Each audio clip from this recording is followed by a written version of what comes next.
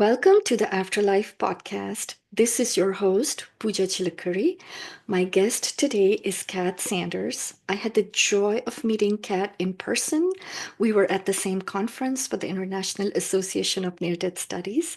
And since then, which was this past summer, I've been meaning to bring Kat on and have her share her story. She is a spiritual medium and a certified hypnotherapist. But I know there's so much more to us, right, than whatever the work that we do. And I'm very excited to bring Kat on today to share with us, some of the aspects of her near-death experience back in 2010, and also how she helps, how she can help us connect to our loved ones across the veil. Welcome to the show, Pat. Thank you, Pooja. I'm excited to see you again and excited to be Thank you. And like I said, Kat, I can't wait to just dive into your story. So take it away, share with us whatever you want, about you and about your journey. here. Okay. All right. Thanks. Well, it did start back in 2010. It was kind of a typical day in April. I was working hard and doing my thing. It was, a beautiful day in April. And I started with a big presentation. I um, presented to a group of, I don't know, a few hundred people. And then I had a lunch appointment and everything was going great. And all of a sudden, I came home to kind of freshen up for another meeting. And out of the blue, I felt like someone had stabbed me in the head with a knife. And it scared me because it was just so intense. And it took about, I don't know, 15 to 20 seconds before all of a sudden I was telling my legs to move me to the bed so I could sit down, but my legs weren't doing what they were told. And everything kind of went to black. It was almost like if you remember the old cameras that kind of had a little circle and it just kind of faded to black. My sound, my vision, everything went numb. Everything just kind of faded to black at that point. And I collapsed. I was very fortunate that my husband was home at the time. And apparently I said to him, I don't remember a lot of what I said at that point, but he told me, I said, my head hurts really bad and I'm scared. So he came running in and he grabbed me just before I hit the floor. So I didn't hit as hard as I could have. But at that point, I was out and I didn't wake up for about 6 weeks. But what I remember at that point was it was black for a little bit, and then the camera lens kind of opened again in a circular like fashion. It opened, and I was in a very, very different place, and it was beautiful. And when I say beautiful, that's not the word to describe it because there is no word that can describe the place I was at. And I knew immediately, for me, this was heaven. The colors were different. The feeling was, well, indescribable. It was unconditional love. It was a warm blanket of love wrapped around me. It was peaceful. I think the best word to describe it was home. It was like a place, a home that I could never have understood before. And I was connected to absolutely everything. And when I say everything, I mean the trees that I saw, the grass, the sky, everyone who was still alive, and everyone who had already passed. God, Source, Buddha. It didn't matter what you called, God. It didn't matter who had passed, whether I knew them or not. I was completely connected with the universe. And it was the most incredible and beautiful feeling I had never experienced before. And this is a place I call the in between now. And that's not a clinical or real term. It's just my expression to say this is where you go before you're all the way gone.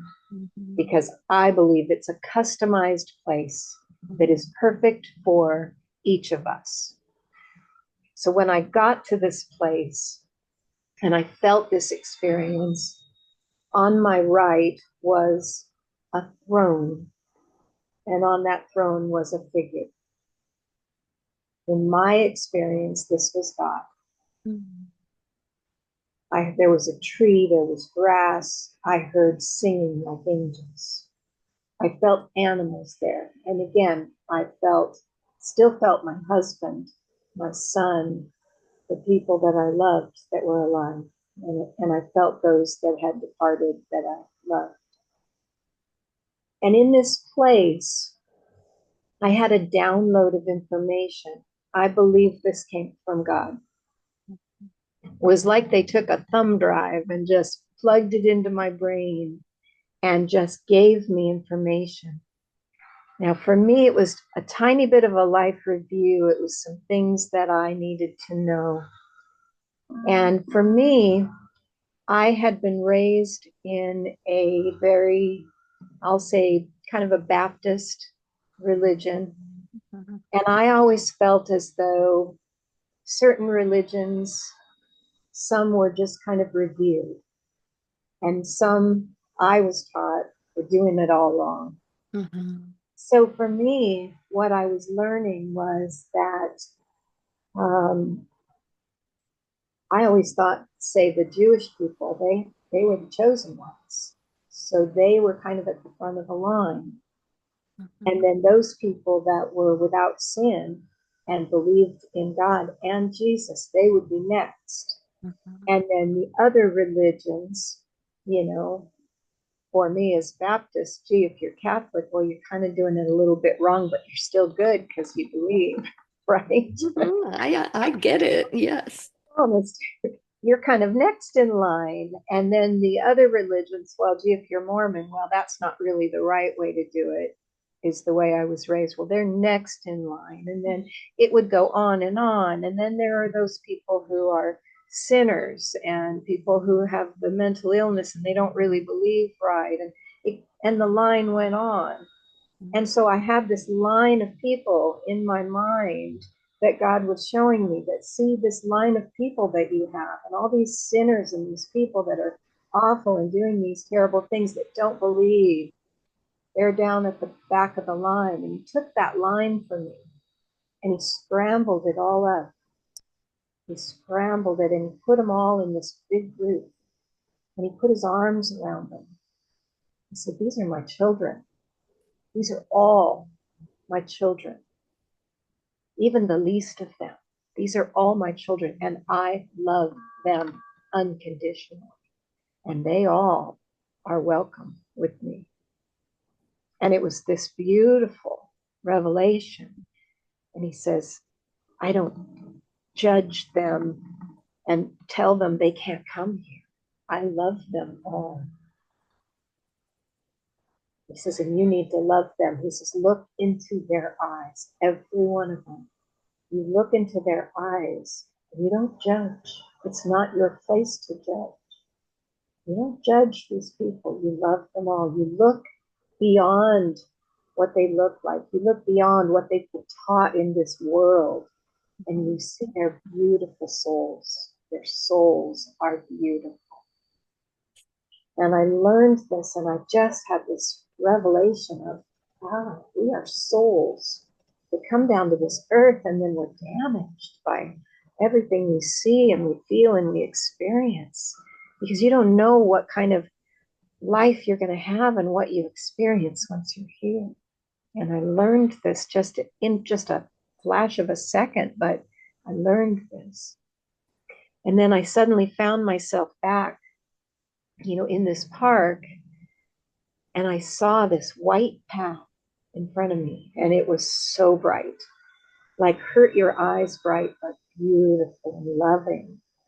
And I just realized I walked down this path, I'm there forever. And I wanted that so much. I can be with this God that loves so intensely, and these angels that are singing, and these animals, and I can be connected. So I immediately started moving forward in that light. And my father, my late father, immediately showed up in front of me and stopped my progress. And he looked good. He looked so good and young. And when he died, he was in very, very bad shape. He had had a horrible disease that had just ravaged his body. But when he was in front of me in this place, he was probably 25, which is younger than when I was even born. But I knew immediately who it was. And he had his award winning smile. And he stopped me and he just said, honey, you have more to do. You need to go back. And I wasn't disappointed. I wasn't sad, even though you would think, because I wanted to be there so much. You would think I would be so disappointed and I would protest. But I knew if my father and this God were saying that I needed to go back, that that was what was best for me. So and I took a deep breath and I agreed to it. I said, okay. I had learned some other things. I'm not going into all the details with you because I could take your show for 3 weeks and go into some of the other things I learned about where you go and the pods of people, your family that you go back to once you do go home. But I agreed to go back. And almost instantaneously, when I accepted my fate of going back into my body, I felt this heaviness, this huge heaviness. Everything went back to black, and this heaviness just took me. It felt like a downward. I don't know that it was downward, but it felt downward. It was just such a heaviness. And I felt almost like a thud back into my body. And it was heavy and it was hard. And it was a while before I woke up. It didn't feel all that long, but I knew that it was somehow. And again, I was in a coma. What had happened was it's called an AVM, an arteriovenous malformation, that I was completely unaware that I had. I had 5 veins where I had the arteries and veins, but it was a birth defect, so I never had the capillaries. So and I was 49 when it happened, after all those years of the oxygenated blood going into those veins, they all just burst at once. So it was like the equivalent of 5 aneurysms at once that just burst. And there was so much blood that, it literally kind of moved my brain around, almost pulled it right off the brainstem. It was extremely serious. The doctors didn't think there was any chance of my living. There were several, they called them coincidences, but I don't believe in coincidences because I know now when it's your time to go, you go, regardless of the circumstances. And when it's not your time to go, um, things are going to happen that, make sure that you don't go. I was sent to Kaiser Hospital, and they found me. I flatlined in the ambulance on the way, which is when I believe my near-death experience had happened. They did CPR on me on the way. I don't know why they didn't have paddles, but whatever. They revived me at the hospital, and they didn't have brain surgeons to take care of it, so they sent me to county. County had a gang fight, so they were full up. And they had brain surgeons there because somebody had been shot in the head. And so the brain surgeons had already been transported there, but they were busy. So I sat in the hallway in a coma for hours. And, but just before they did the brain surgery on the young guy, MS-13, remember, whatever, that had been shot in the head, just before they started to operate, he passed. So there were the surgeons all scrubbed and nobody to operate on. So they said, "Oh, what's that girl in, laying in the, Yeah. there she is, laying in the Mhm. hallway there." So they rushed me in. And again, the doctor said, "Well, she's got a 10% chance of living through the surgery and a kind of a trillion to one of ever being really functional." But my husband said, "Please try." So they did surgery anyway, because, well, they were there anyway. Mhm. And they took out a golf ball sized part of my brain to get to where the aneurysms were. They plugged them up and then said, "Well, we'll see how she turns out." And, again, I woke up from the coma, which also surprised them. And then it was kind of touch and go whether I'd make it through. But here I am, because apparently I have more to do. Oh my goodness, Kat. I'm listening to you and I'm mentally making a note of like the million miracles that you just described. I mean, it's just amazing to me. Not even, so your near-death experience, that part is amazing and very beautiful. But, when I'm trying to wrap my head around that, it's hard for me to even imagine. But when you're describing your experiences in the hospital, now that's something my human mind can relate with, right? And I'm and I'm thinking, oh my goodness, it's just such a beautiful testament to all the miracles you experienced. And I'm actually not done digging down into your near-death story because I don't care if you take 3 weeks or 3 years, but I'm actually dying to know what other experiences? I mean, even if it's just one or two that you don't mind sharing. Well, one thing I did learn again is that, um, it was made very clear to me that when it is your time, it is your time. Whether you're 2 years old, or, 110 years old, um, you have a day that you are going to die. Mhm. And nothing is going to stop you from dying on that day. And even if a person kills themselves, if they're successful in doing so, it's because they were going to die on that day. And if they try and don't succeed, it's because they weren't going to on that day. This is what I was told, because it is, it is meant to be when you die. Mhm. Um, and a caveat to that, I learned that, well, they may not have been scheduled to die on that day, but very close to it. Close And to it. that's why it's kind Yeah. of allowed. Yeah. Yeah. And so it's, it, again, it was kind of that part of that download. Do you see your pets again?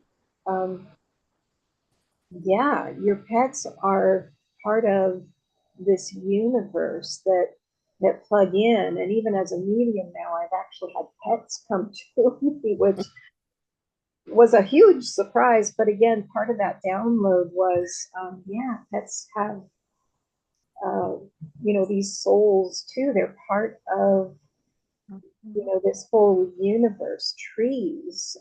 I don't trim my trees or my bushes now before saying, pull back, and then I trim them. And it's not that you just don't ever trim your trees because it's going to hurt them. You can't do that. But being connected in the way that I was, I now see that every living thing is so connected, and energy is such a thing. This is the other thing I learned that was so critical to me.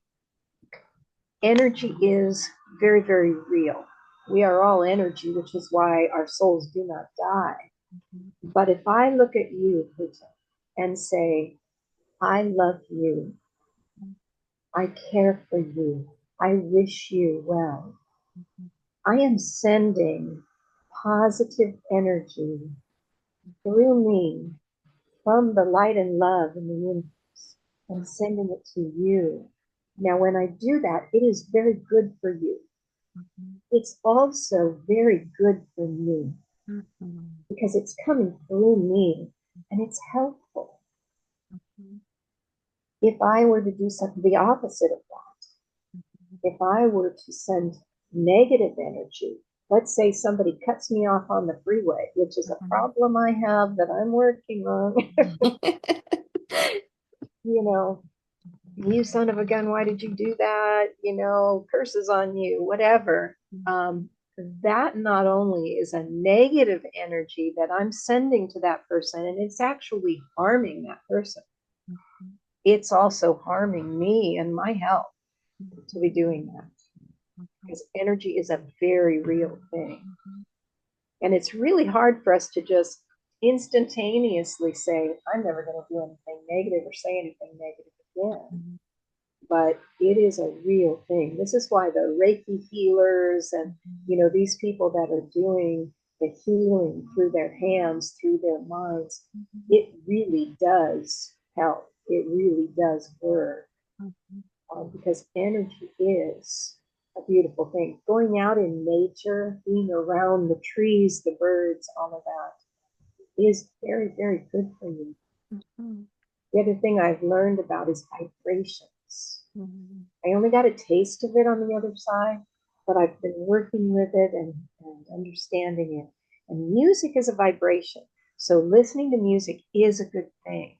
Mhm. But when you expose yourself to a lot of negative vibrations, and when I say negative vibrations, music can be a bad thing if you're listening to the wrong Mhm. vibrations.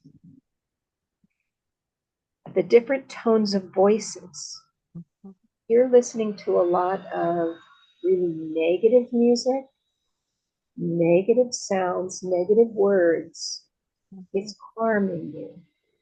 If you're listening to um, some of the positive, happy, slow jazz, some of that that's actually good for you. Now, here's an interesting point.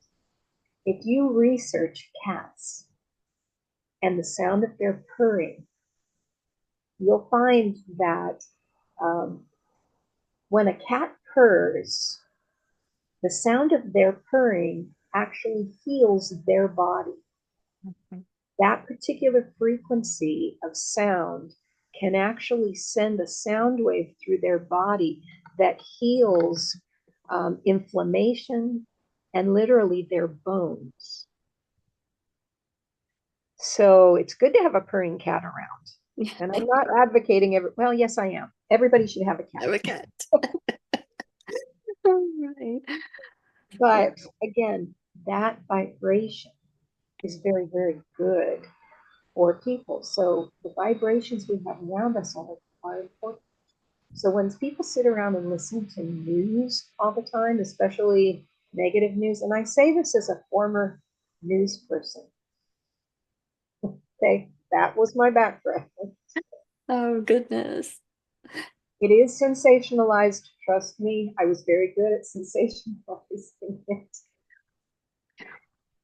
I was very good at, the world is coming to an end. Tune in at 11.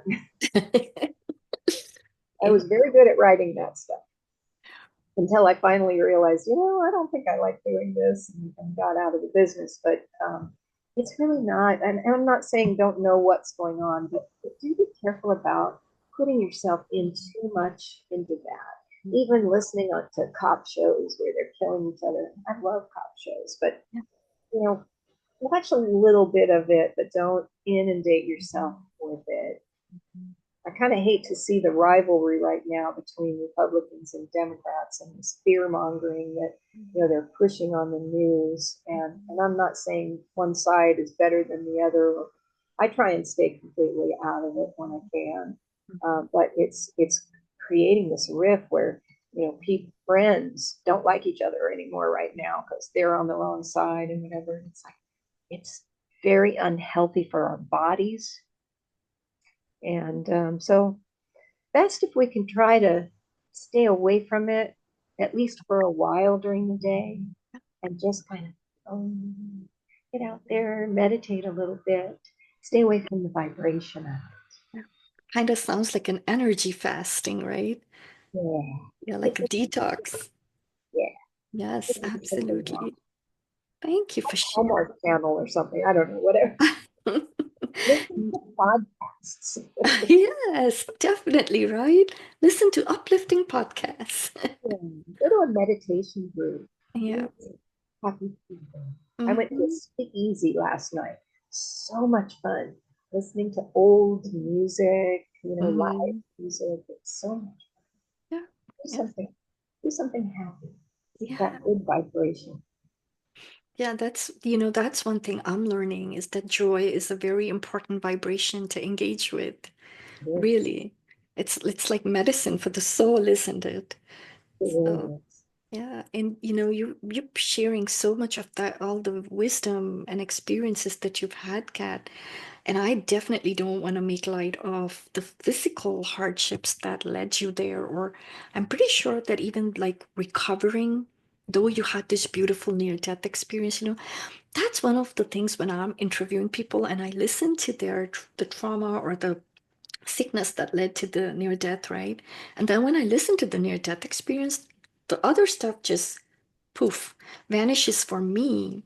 But I know that for those who are living it, you probably had to do a lot of work to heal and recover from for your physical health and then integrating that spiritual experience that you had into your reality. What how does that even work? I don't even know what I would do if I had an NDE like that. It was a difficult recovery. I mean, I had to learn to walk again. I Mhm, had to learn to, you know, how do you reach out and touch something? My depth perception was off. I had a lot of recovery, mhm, um, and financially, I had to recover because when this happened, um, I won't go into my terrible employer before that, but I was paying in for Cobra, and the employer wasn't paying in.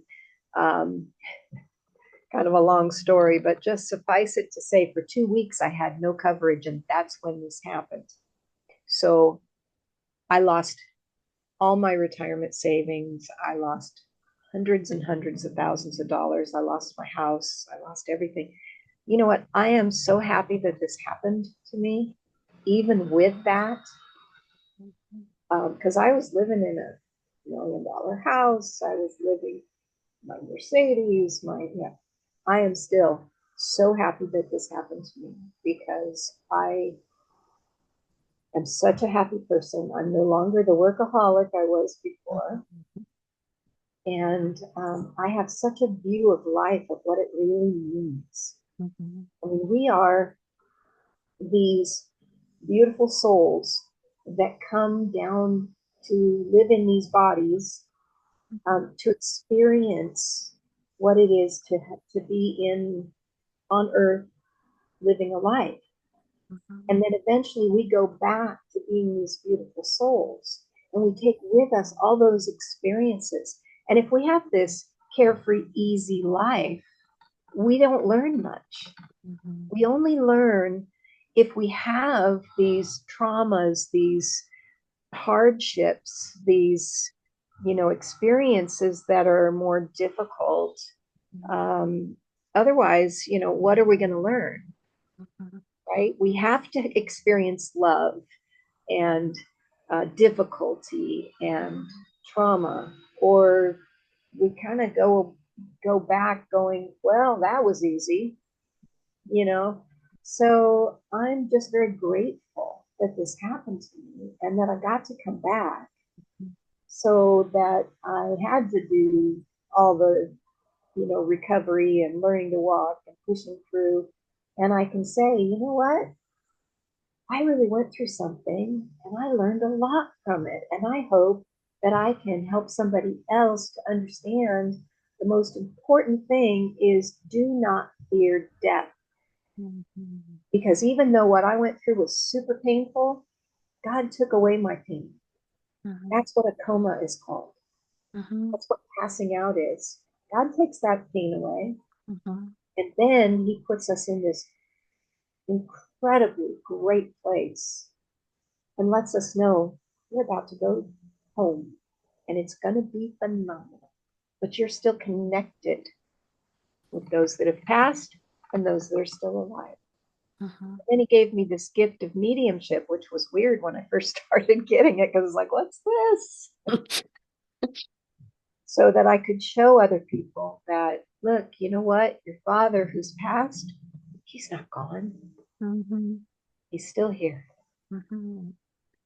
That's an incredible gift, Kat. And that was actually going to be my next question, is because I've heard a lot of people that have had near-death experiences that have left their bodies when they come back. They talk about their abilities, their intuitions goes up, their psychic abilities. So that was my question. That was going to be my question. Did you come back with this, heightened sense of connectedness to the other side? And how did you first discover that those people had already passed away and they were trying to connect? It was actually difficult at first because, again, having had brain surgery, I had some very strange things going on with my recovery. I remember the day my husband treated me to a grilled cheese sandwich and tomato soup, one of my favorite comfort foods. And I was so upset because it didn't taste like that, because my brain was playing tricks on me. I had all kinds of things going on with my recovering brain, Mhm. and I was crying. I was so upset, and then I felt like I had like radio waves coming in. It's like, what is this? So I had all these things happening to me that were brain damage issues. So when all of a sudden I started seeing things, that people's homes and memories of meeting people and playing with children, and I had no idea what they were. And then I started feeling like I needed to write something, but it was, no, use your left hand, and I'm not left-handed. And so I started scribbling on a page, and all of a sudden names or words would come out, and I thought, what is that? Because I never had anything like this before. And at first, the word Naomi was coming out like 3 or 4 times. The word Naomi, the name Naomi. Well, who's that? I don't know anybody with that name. So I started having these things. And I tried to kind of reach out for help, but I didn't know who to go to. And at a wedding that I was at, a lady came up to me and she said, if the spirits are upsetting you, you can tell them no, don't come to me. And I said, what spirits? And she said, just know if you're not ready for them, then just tell them no. And then she left, and it was a big wedding. I couldn't find her again. I thought, spirits. And that was the first that I had heard about. So I thought, maybe that's who's talking to me. And so it took years before I started realizing. And then I finally just prayed about it and just said, okay, help me through this. I started looking at different things online and researching through YouTube. And I finally took a course on mediumship. Thank goodness I did that. And it started to click, and I started realizing, and then I understood that I have spirit guides. Mm-hmm. That was the kicker. Those are like God's little helpers that are just working with you, and they help you through all this. And now I work with my spirit guides.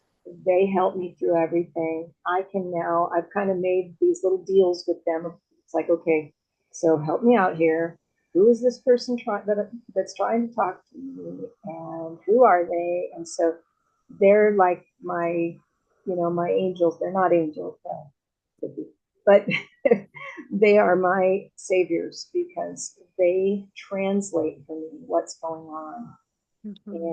And I now teach people. My favorite thing to do is teach other people how to work with their spirit guides and connect with the other side Mm-hmm. in a non, you know, disorganized, crazy way.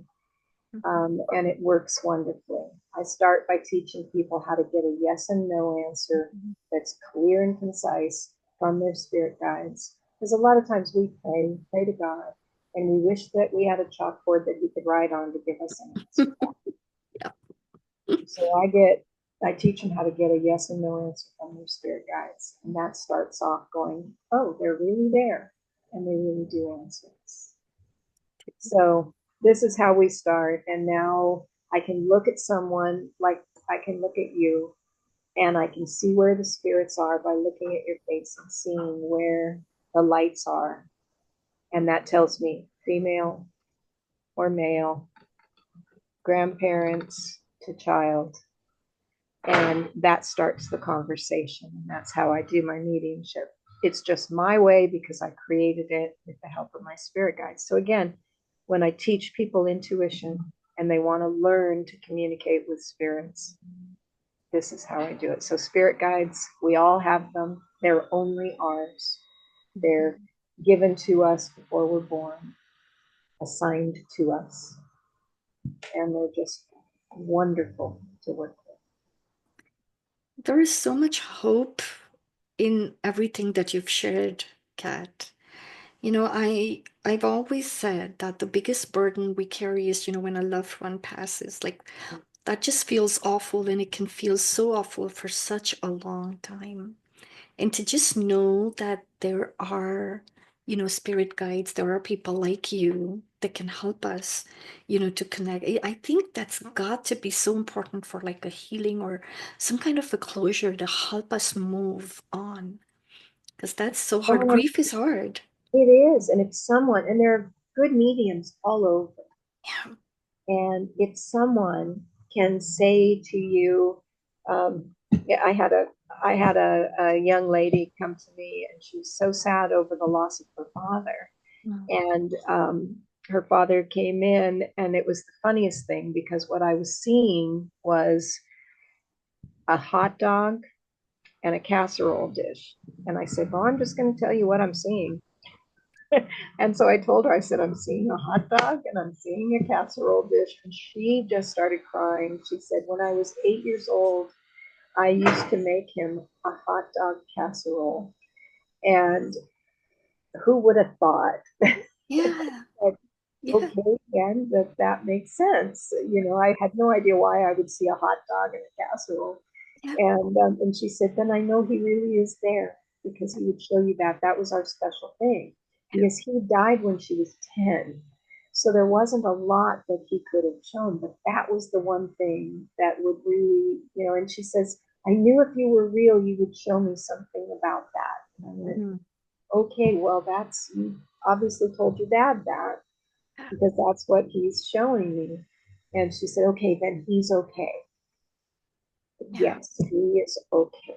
He's doing great and he's there with you. And now you know he's there. Mhm. So they want to tell us that they're fine.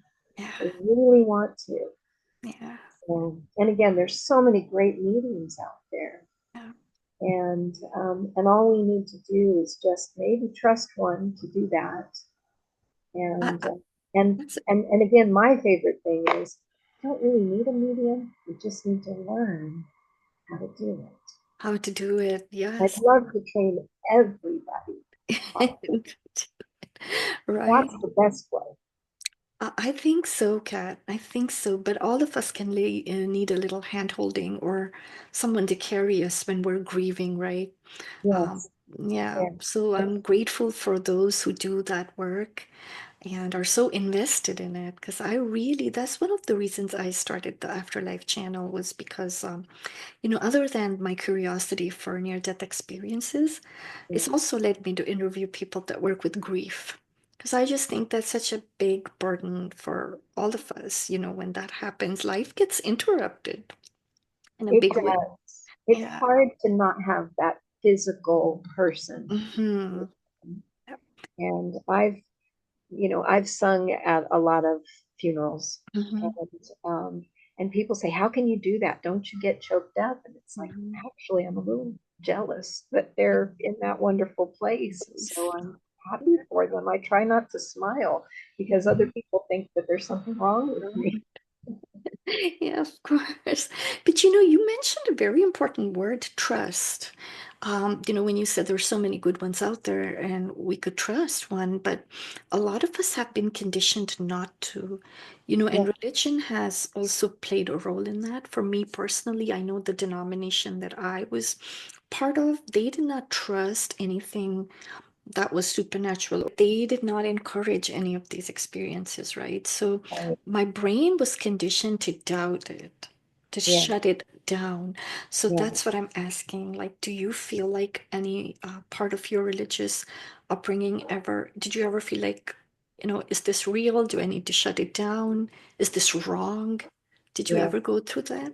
Since my near-death experience, my brain is completely rewired. I have been very disappointed in a lot of the organized religions because they don't accept me anymore. And I was extremely involved. I was a Sunday school teacher. I sang on the praise team. I was very, very involved in church. And now I am not accepted because I am a medium. Mhm. I'm sorry, but I met God face to face. Right? And I love God so much. Yep. And I just want to give the good message that, um, you should love God and not be afraid because it's a beautiful thing. And Yeah. they don't want to hear it. Yeah. It's Yeah. it's sad. It's Yeah. very sad.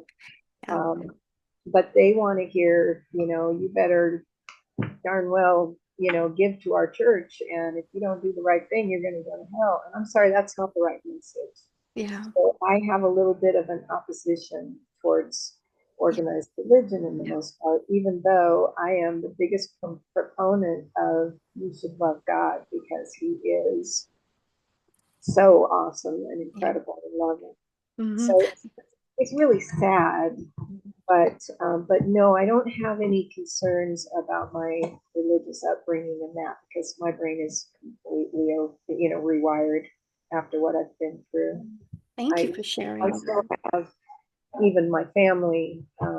So a couple of people, well, most of my family thinks that oh well, it probably is just brain damage. Mm. So, but I love my family, and I'm sad that they just don't understand. Thank you. Thank you for Someday they sharing that. will. Someday we all will. Yeah, someday we all will. Yeah, No I one's know. gonna escape that, right? We're all gonna be there one day. 100% of us will pass. Yeah. I Yeah. just, I will say that if you believe that you're going to a good place, you're going to a good place immediately. There have been people who's in between who, immediately as they're going to home, their initial experience isn't as positive as mine. And that's because of their fear. Yeah. And I really wish I could just get to everybody and Mhm. say, do not worry because you're going to the good place. And that doesn't mean that you should just go out and rob and steal and rape Yeah. and pillage, because you will have a life review and you are going to have some regrets because once you see how fabulous it is, you're going to say, wow, I wish I didn't do that Hmm. because I'm going to have to come back and try again and get it right the next time. But you're not gonna, you're not gonna go to hell. Yeah. And yeah, Not roast in a fire. roast in the fire. Yeah. But you are gonna have some regrets. Hmm. Yeah. But, Yeah. yeah, No, I really appreciate you sharing that, Kat, because I had some spiritually transformative experiences which were not accepted by the church that I was at. I ended up leaving, but it was just, the irony doesn't escape me ever. Being having that you had an NDE, I didn't have one, but I did have a spiritual encounter with Jesus. It was Jesus, but they still didn't like it because it wasn't the way that I was being taught. It was different. And I always think, the whole point of religion is to help us connect to God. And once you have that connection, it's like, do I really need certain tools anymore? Or can I modify it? Can I upgrade those tools to upgrade my, because my experience is now upgraded, right? So I get it. And I really appreciate you sharing, Kat. So and when I thank say you. I saw God, it doesn't mean that it wasn't because he made it very clear to me that he was God, Buddha, Jesus, that he was the example of all. Yes. And I get that when I hear you say, or to me now, the word God is like, it's so difficult to describe, right? Yeah, It's how do you describe something that doesn't have form and that's everything? It's like yeah, this so all-encompassing. So I get it. Yeah. yeah, Yeah, yeah, thank you. And then thank you for reminding us, no judgment and about the unconditional love. And I just also want to ask you one more quick question, and that is about, I read on your website that you're also a certified hypnotherapist yes. and that you can help with like past life regression type things. And my question is very basic because I'm still trying to educate myself. Why would someone need to do that? It's actually very fascinating. And before my near death experience, I would never have believed in more than one life. So it was really pretty fascinating for me to understand that we do come back again and again and Mhm, again because we got to get it right, because our goal is to achieve understanding all the ins and outs and achieving love.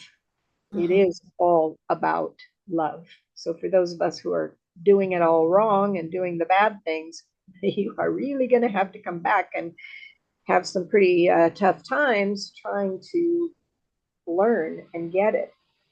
But if you're going back, you are trying to find out why, first of all, you might have certain fears. mhm, Um, my life up until a certain point, I had a terrible fear of being buried alive. well, Why would I have a fear of being buried alive? mhm, I did past life regression, a couple of them, and actually learned that in a previous life, back say 500 years ago, I actually was buried alive, and not in a nefarious way like you would think. I actually, as a young woman in this lifetime, had a terrible flu, whatever, and had what they thought died, but I wasn't completely dead. And 500 years ago, who knew how to tell? So they lovingly buried me, not very deep. And I woke up buried, but still alive, and scratched my way out of the grave. And I have this terrible memory that seems to have gone mhm, with my lives, mhm, and just stuck with me, this memory that's still there, that I had these dreams of literally waking up barely able to breathe, digging myself out of this grave. mhm, Once I had that past life regression, I remembered. I also have this desire to play with herbs and make these potions and mhm, teas and all of that. One of my past lives, I was a Chickasaw um, healer, and I used poultices and herbs and whatever. And once I found that out, I thought, no wonder I love to play yeah, with herbs. And so it is actually fascinating to go back to these lives. You can also start to see a pattern, mhm, find out the type of person that you are. There are actually soul types. mhm, My soul type is I am a server. I mhm, like to take care of people. mhm, That's probably the largest group of personality types.